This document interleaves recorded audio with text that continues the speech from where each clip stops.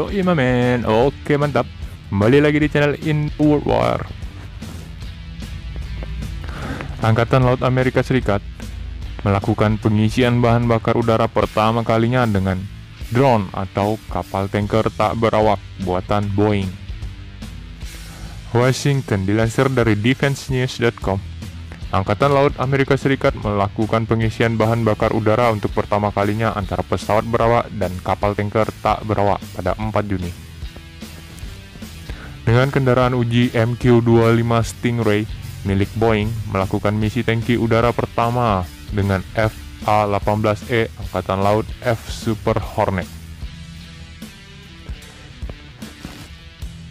Misi uji coba dari Bandara Mid-America di Mascouta, Illinois membuktikan kapal tanker tak berawak itu berhasil menggunakan metode pengisian bahan bakar udara prop and draw standar Angkatan Laut.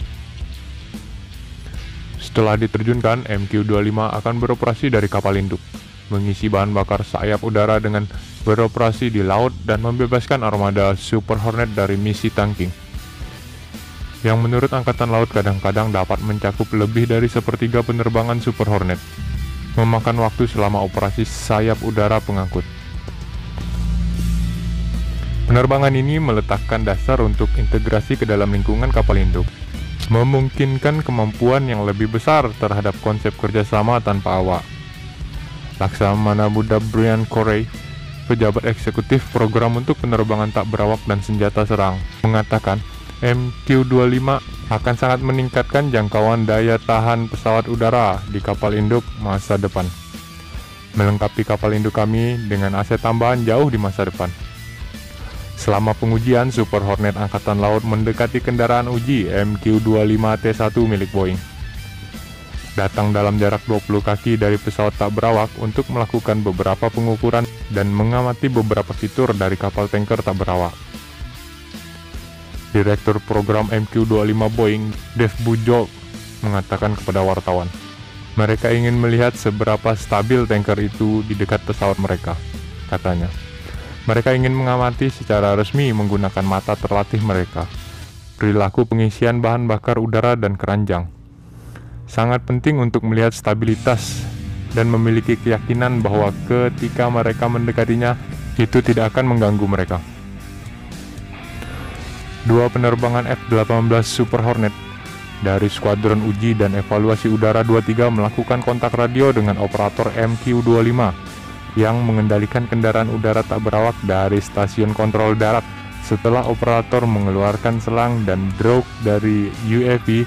Super Hornet datang untuk melihat lebih dekat dan, kata Bujold, sebelum mencadangkan dan menghubungkan untuk pertama kalinya dengan UAV. Super Hornet pertama kali melakukan dry connect, di mana semua peralatan pengisian bahan bakar udara antara kedua pesawat terpasang tetapi tidak ada bahan bakar yang dilewatkan dari tanker ke pesawat tempur. Pada sambungan kedua, 300 pound bahan bakar dialirkan dari Port Ariel Refueling Store MQ-25 ke Super Hornet. Bujold mengatakan ini terjadi ketika pesawat terbang dengan kecepatan yang relevan secara operasional di ketinggian sekitar 10.000 kaki. Pengisian bahan bakar lain yang lebih kecil dilakukan pada ketinggian 16.000 kaki, melewati 25 pon bahan bakar ke Super Hornet. Beberapa sambungan kering tambahan juga dibuat, memastikan bahwa prosedurnya baik untuk menyambungkan dan melepas gigi selama penerbangan. Secara total, kata Bujold, misi berlangsung sekitar 4,5 jam dan kedua pesawat terhubung untuk koneksi kering atau basah. Selama lebih dari 10 menit total waktu itu, sebanyak 325 pound bahan bakar dialirkan dari MQ-25 ke Super Hornet. Saat Angkatan Laut dan Boeing menganalisis data dari pengujian, mereka akan membuat pembaruan perangkat lunak apapun yang diperlukan saat jadwal pengujian MQ-25 berlanjut dalam beberapa bulan mendatang. Pentingnya program ini adalah kepercayaan awal dalam desain dan aerodinamika transfer ini. Memiliki aset uji T1 tersedia sedini mungkin, bahkan sebelum pesawat Angkatan Laut dibangun. Memberi kita semua jenis umpan balik dan data tentang bagaimana misi dilakukan, bagaimana peralatan beroperasi, bagaimana komunikasi dan komunikasi antara penerima dan pengisi bahan bakar berlangsung, dan bagaimana semua itu terlihat dalam data, kata Bujot saat siaran pers. Angkatan Laut berencana untuk melakukan demonstrasi penanganan dek akhir tahun ini di Norfolk, Virginia, di mana ia akan membawa UAV uji T1 ke kapal induk dan memastikannya dapat dipindahkan dengan aman di sekitar hanggar dan dek penerbangan tanpa menghalangi operasi pesawat berawak atau menimbulkan bahaya bagi puluhan pelaut yang bekerja di dek penerbangan selama operasi udara. Pada musim gugur atau musim dingin 2022, Boeing akan mengirimkan kepada Angkatan Laut UAV pertama dari 7 UAV pengembangan teknik dan manufaktur yang akan melakukan pengujian lebih menyeluruh. Kendaraan uji T1 Boeing ini memiliki garis cetakan luar dan mesin yang sama dengan MQ-25 dan oleh karena itu dapat melakukan pengujian aerodinamis dan mulai mempraktikkan prosedur pengisian bahan bakar di udara, tetapi tidak dilengkapi dengan roda pendaratan kapal induk dan belum dikeraskan untuk pendaratan kapal induk atau operasi di lingkungan air asin. 7 kendaraan MQ-25 pertama akan dapat mengambil program pengujian dari T1 dan melakukan penerbangan uji dari kapal induk dan melintasi lautan mulai tahun 2023. Dimulai dengan T1 dan kemudahan pindah ke kendaraan EMD, tim Angkatan Laut Boeing harus memastikan MQ-25 dapat dengan aman melakukan pengisian bahan bakar di udara pada berbagai kecepatan, ketinggian, tingkat turbulensi, kondisi cuaca, dan pencahayaan, dan banyak lagi. Sementara penerbangan pertama baru-baru ini dimaksudkan untuk berada dalam profil penerbangan yang relevan secara operasional tetapi relatif jinak. Acara uji coba akan tumbuh lebih menantang dari waktu ke waktu. Kami ingin acara pertama menjadi perwakilan, tetapi kami tidak mencoba untuk menguji tipe amplop. Jadi kami pergi ke jantung kecepatan pengisian bahan bakar udara untuk kedua platform dan kami pergi untuk satu set. Anda tahu, ketinggian yang bagus, turbulensi udara, semuanya tepat di jantung amplop, kata Bujot kepada Defense News selama siaran pers.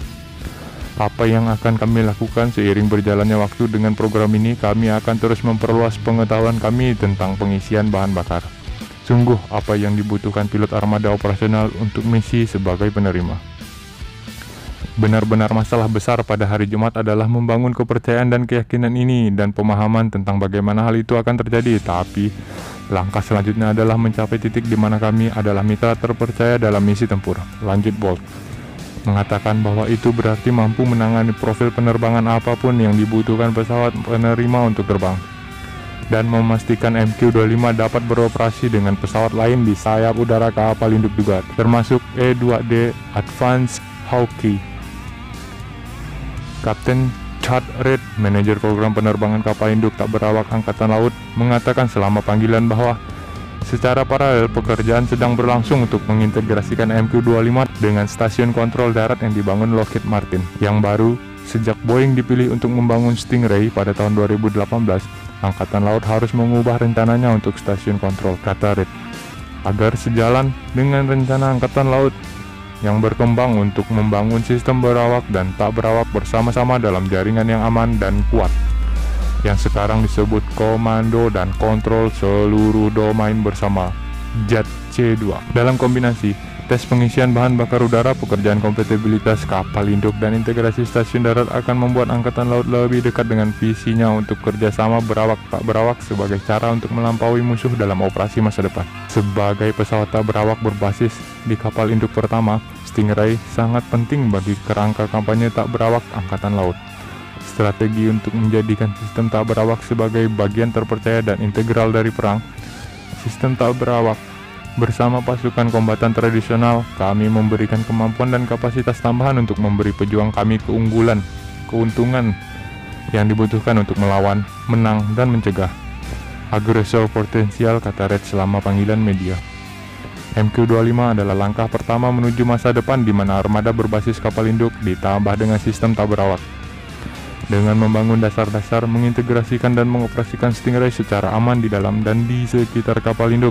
Di dekat pesawat berawak, Stingray meletakkan blok bangunan dasar untuk memperkenalkan kemampuan tak berawak yang baru dan berturut-turut lebih kompleks ke dalam lingkungan kapal induk. Angkatan Laut juga menjajaki kemampuan pesawat berawak untuk memberikan arahan atau tugas MQ-25.